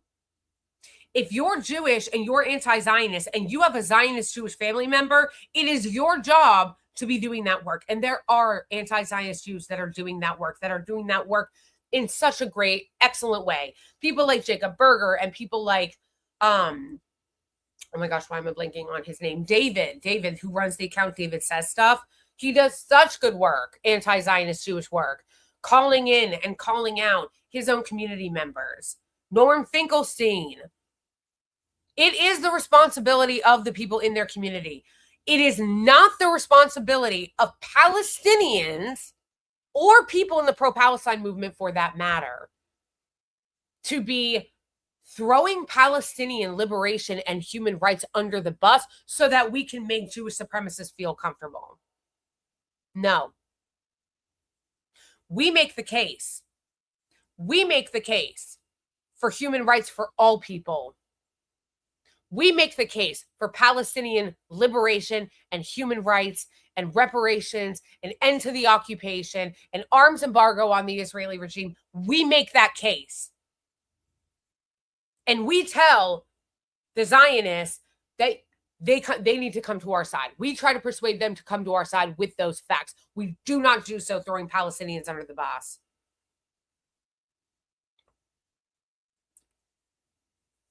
And her saying that is saying that that's what we should do. Don't get it twisted. Don't get it twisted. Her saying, and we need to do so and inspire people to our side without being accused of being anti-Semitic. No, actually, that's not how you do it. Because what you're actually saying, the subtext is by throwing Palestinians under the bus and coddling Zionist feelings. No. You do it by making the case for human rights, by making the case for Palestinian liberation, by making the case for all human rights and dignity. And then you tell Zionists that they need to deconstruct their racism and come to our side. You need to make the case to Zionists that they have been brainwashed and that they need to deconstruct their racism and supremacist attitudes and come to the right side. That's what you do. like I said, somebody said, what should we do? This isn't about what we should do, except for not excuse it. No, what you should be asking is, what's she gonna do? That's what you should be asking. What is she gonna do? Because again, I'm not ready to totally throw her out yet. I want to see the way that she continues to respond to the criticism, and she needs to. Her one statement on Twitter is not enough. Her one statement on Twitter is not enough. She needs to answer for this more. She needs to answer specifically all those questions. One on Twitter is not enough. So what I'm saying is, what we need to do is we need to watch the way she continues to respond to this, and we need to hold her accountable. Watch how she responds to this and continues to respond to this, and hold her accountable. Again, I'm not totally ready to throw her out yet. Maybe this is a one-off. I fear it's not. I fear it's not, but maybe it's a one-off. And if it is, cool. But if it's not and she keeps this shit up, then I don't want her to win. Unironically. You shouldn't get to step over Palestinians and use them as a ladder to win and then throw them under the bus.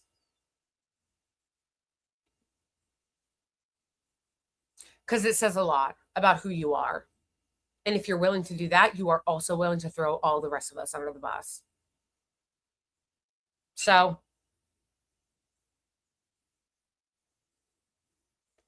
she needs to apologize, and everybody needs to hold her accountable and call on her to apologize and call on her to correct her statements on camera. She needs to correct her statements on camera. And you need to hold her accountable. Again, this cannot be tolerated. I need you guys not to make excuses for her. You don't make excuses for her. Hold her feet to the fire and tell her this is not acceptable. There can be no quarter for this. There can be no quarter for this. If you let this slide, they're going to keep doing it. They're going to keep doing it. If you let it slide, you can't let it slide. I want to see her apologize for this. I want to see her correct every statement on camera. And then I never want to hear her talk like this again. That's what I want.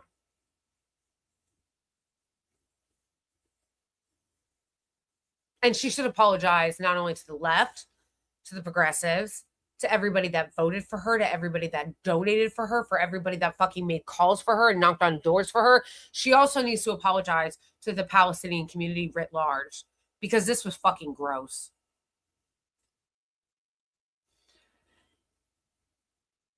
Is that clear?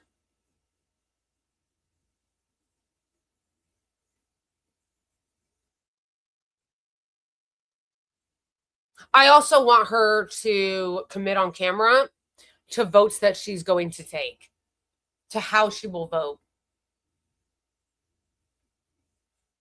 That's all we can do. That's all we can do. We can ask her to clarify her comments, to apologize for her comments, to address her comments specifically on camera and explain.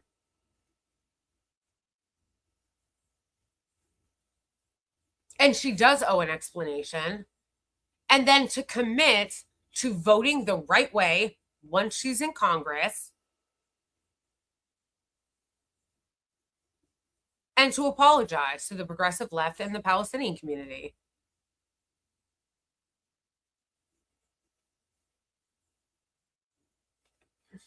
It's not enough just to tweet.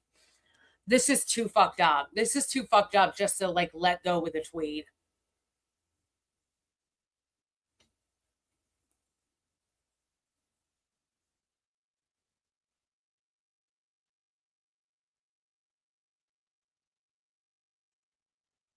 And again, the reason why it's important that we really call her out and demand this is because if you don't hold her accountable now, you will get more of this. If you don't hold her accountable now, we will get more of this. She needs to be held accountable now.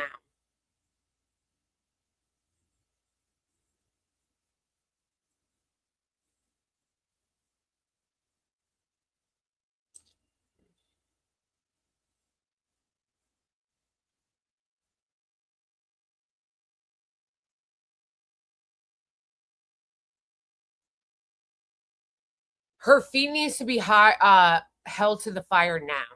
Not later, now.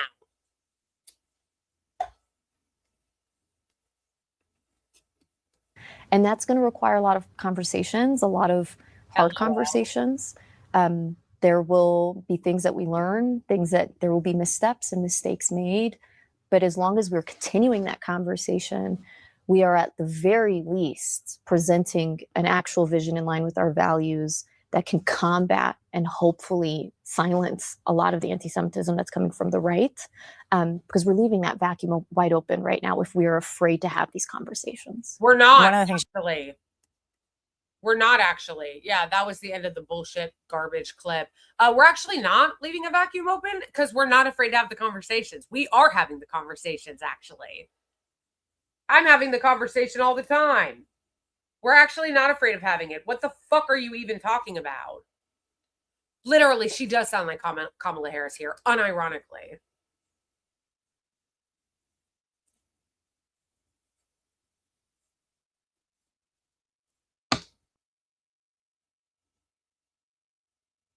Yeah, I find this so much more offensive than anything AOC has done because AOC never was really anti-Zionist. That's the difference. That's the difference. AOC, you know, people hold AOC to that standard of like, yeah, you're on the left and you say you're pro-Palestine, so we should be holding her to a high standard. But even AOC never ran and leaned in as heavily on pro-Palestinian liberation as she did. AOC never called herself an anti-Zionist. She did. So to me, this is actually worse. Yeah, I want to know who her new J Street handler is.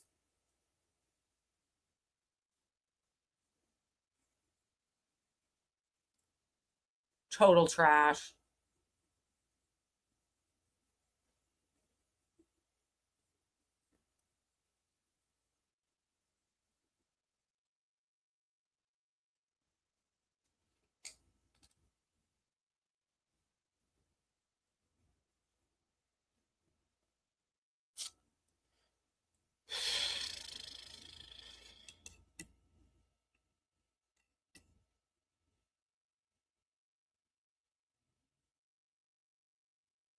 She is clean of AIPAC money. She doesn't take any money from AIPAC. Neither does AOC.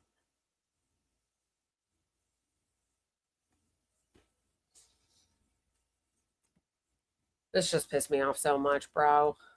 This just pissed me off so much. Especially since I was really excited about her.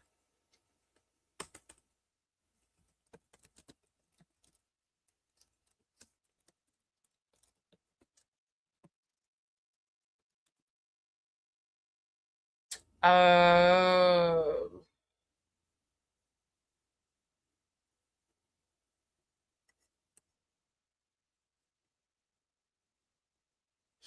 AIPAC tracker says that she's clean. Yes, and that is good. But again, kind of the point of watching AIPAC is because usually it is a barometer of where they stand on the issues. You're still going to get criticized even if you don't take AIPAC money, if you're still parroting Zionist talking points. No, and I'm not saying that people can't mess up, people can't, make mistakes. I just think that this whole answer is really, really disturbing. It's very disturbing. And maybe it was a one-off. I hope so. Because like I said, I was really excited about her. And she gave an interview shortly after her win that I thought was so good. Like an interview about whether or not she would support Hakeem Jeffries as speaker, and she gave a really great answer. So it's not like she doesn't know how to talk.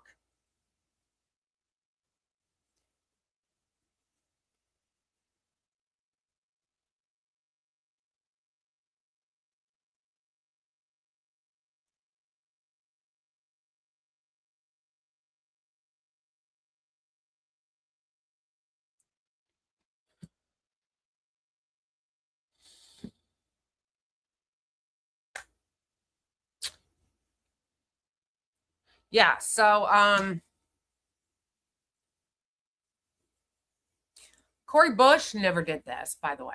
Cori Bush never did this. She always stood on business, which is why you need to vote for her on Tuesday.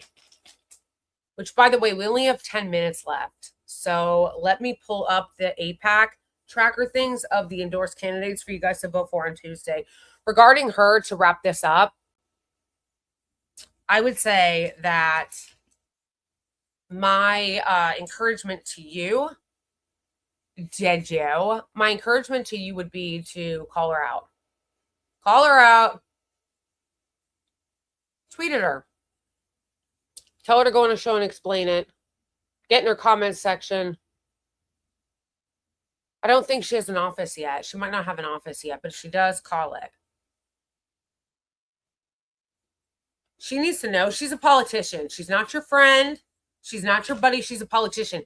She needs to know that this is unacceptable. She needs to know that this is unacceptable. She doesn't need your excuses. She doesn't need your patty cakes. She doesn't need your, oh, but actuallys. She needs to be held accountable, and she needs to hear you tell her it's unacceptable. That's how I'll wrap that part up. I'm not saying don't vote for her yet. It is July. The election is not until November. She still has time to clean this up. She does. She has time to clean this up, but I'll be watching. Oh, I'll be watching. We should all be watching. And I will be side-eyeing with diabolical levels of side-eye.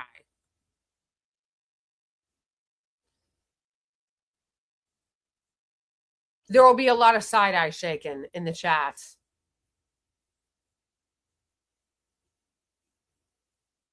But in the meantime, I would encourage every single one of you to let her know how you feel. However you can get in contact with her. Get in her comment section on Twitter or Threads. Get in her comment section on Instagram. Call her office if she has set up an office yet.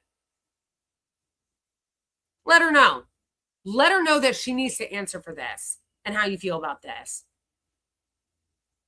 She needs to hear it. Because it sounds to me like right now, she's listening to them. It sounds to me right now that she's listening to them. And she needs to be listening to us. I get side-eye jacket.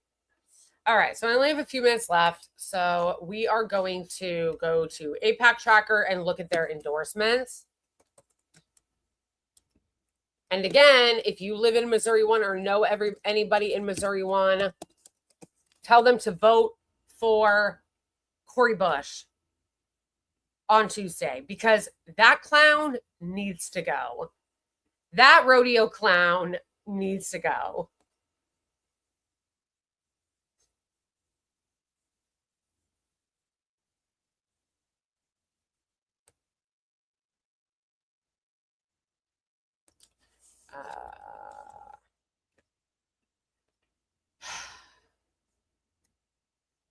Candidates are endorsed candidates. Okay.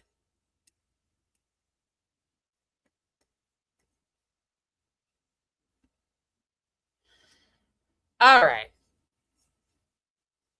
So we have Rob Ryers for Arizona 3, Elizabeth Lee for Arizona 5, Mai Vang for California 7, Connie Chan for California 11. Should have been Choi Chakrabarty, but Randy Villagas, but she is a significant improvement from Scott Wiener. So if you are in California 11, it is definitely better to vote for her. Randy Villagas for California 22. Tessa Lynn Hodge. Oh my gosh, I didn't even bring it up, bro. We only have a few minutes left.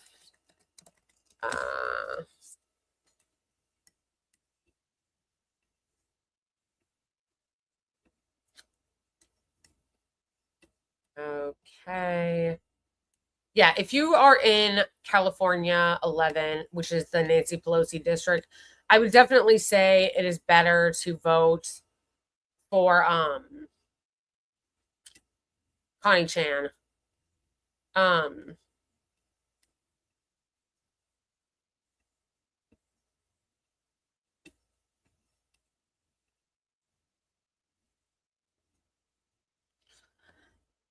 So yeah, them, which is the ones I already went over. Angela Gonzalez Torres for California 34. Angelica Duenas for California 29.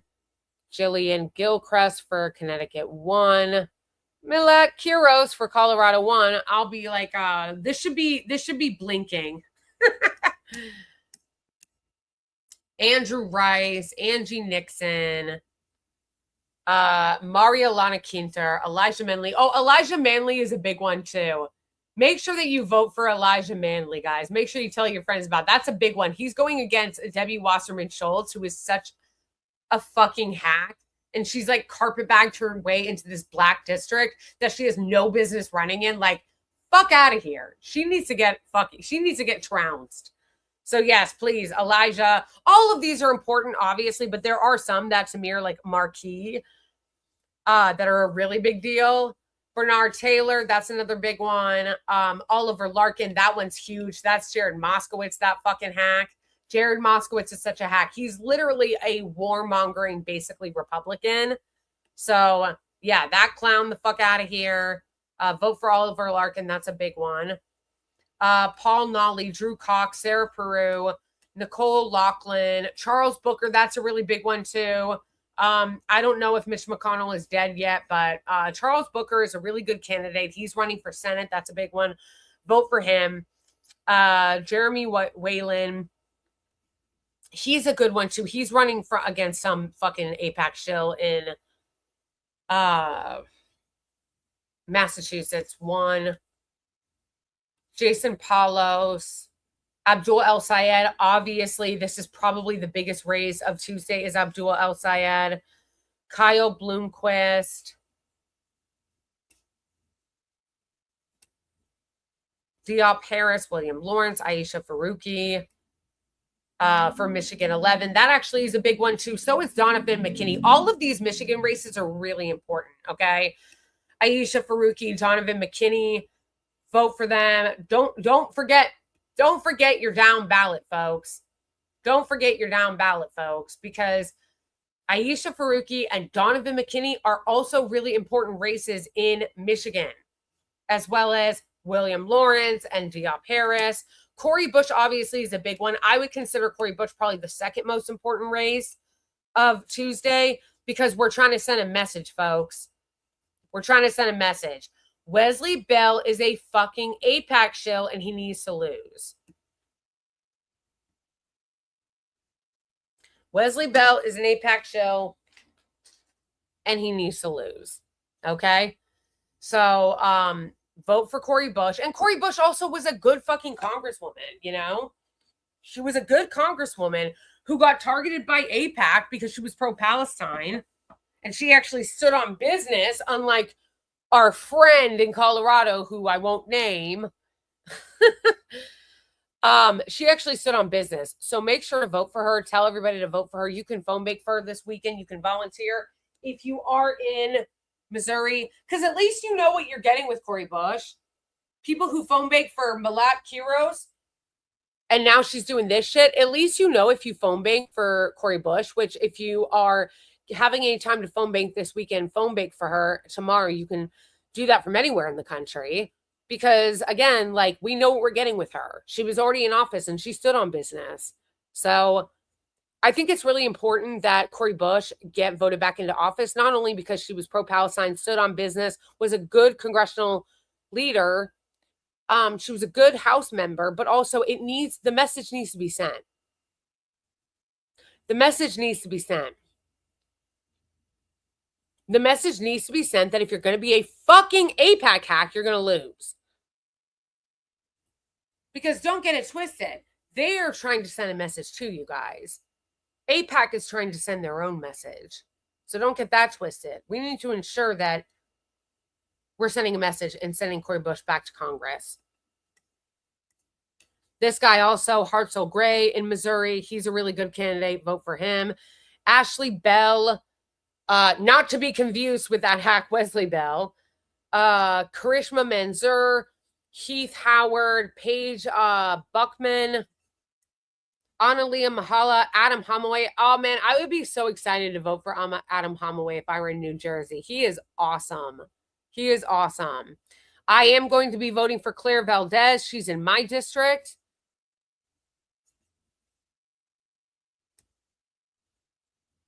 Adam Holloway. He is awesome. Yes, Claire Valdez in my district. Vote for her. Karen Ortiz. Yes, vote for her. Daria Lisa Avila Chevalier, who is also fucking awesome. Vote for her. Jared Christian. Chris Rapp, who also is great. Vote for him. In Pennsylvania, 3.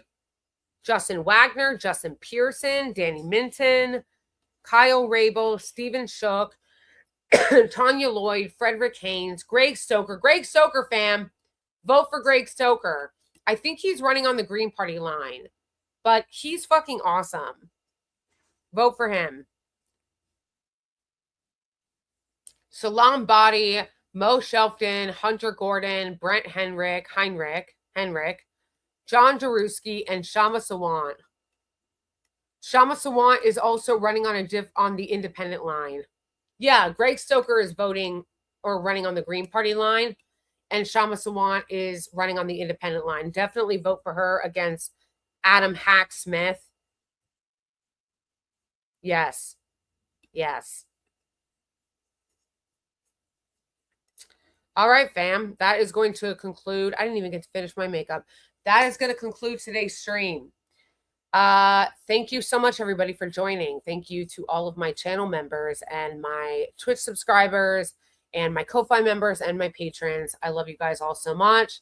Thank you to everybody who gave me a super chat this stream. Special shout out to Zora, who gave me the very large super chats. Thank you so much, Zora. I appreciate it so much. Thank you to everybody who gave jewels. I still don't really know what the jewels are, but I appreciate it. Thank you. Thank you to everybody who participated. And I might. Actually, let me think about it and get back to you guys. But I love you, and free Palestine and abolish ICE, and tweet at Melat Kiros and let her know how we all feel about her interview. Tuesday is going to be a big day. Oh, it's going to be a big day. Abdul El-Sayed has to win. He has to win.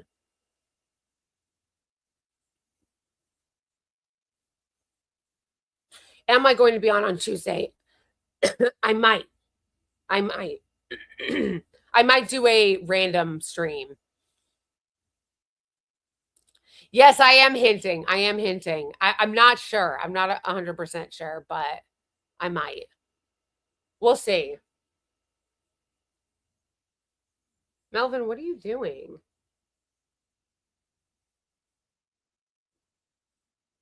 Sometimes Melvin is like leans down like that and looks, and I'm like, what are you looking at? He obviously can see something I can't. Whatever. Anyway, I love you all. I'll see you on Thursday for sure. I might see you on Tuesday, depending on whether or not I get around to doing one, but I will definitely see you on Thursday. Please make sure to like the stream and subscribe to the channels if you are not already. And I will see you then. And follow me on all the platforms if you want to keep up with my other content. All right. Love you guys. Bye, everyone.